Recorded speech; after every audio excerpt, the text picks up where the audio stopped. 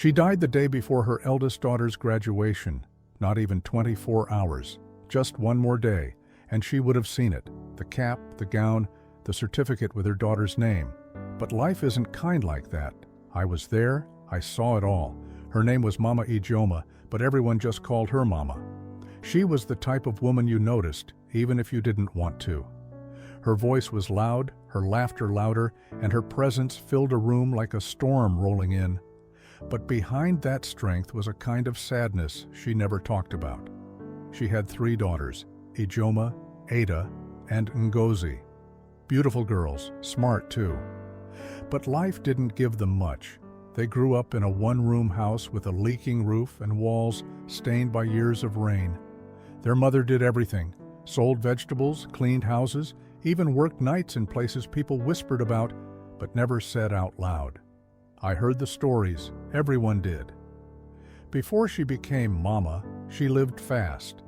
They said she was the kind of woman men spent money on, the kind who wore bright dresses, gold earrings and red lipstick, drinking and dancing like tomorrow didn't matter. But tomorrow always comes. When she got pregnant with Ijoma, the men disappeared, the money dried up, and the woman with bright dresses became the woman with tired eyes, pushing a wheelbarrow full of yams in the hot sun. But she didn't complain. She worked hard. She'd come home with blistered hands, her back bent from carrying too much, but her girls always ate. She paid their school fees even when it meant skipping meals herself. "I want them to be more than me," she'd say, her voice sharp, like daring anyone to argue. Ijoma got a scholarship to university. Ada followed with top marks in secondary school. Ngozi was the little genius, always winning spelling bees. Mama was proud, but she never slowed down. She couldn't afford to. Then she got sick. At first, she hid it. She said it was just a cough, just a little fever, but it got worse. She'd collapse while sweeping. She'd lose her breath just walking across the room. By the time she went to the hospital, it was too late. The doctor said it was her liver.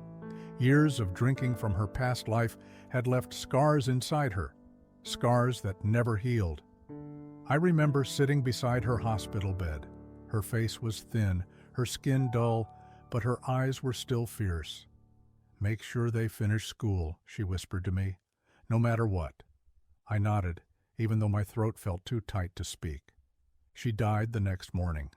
The girls were broken. Ijoma wore her graduation gown with tears in her eyes. Ada held the certificate like it was made of glass, fragile and precious. Ngozi didn't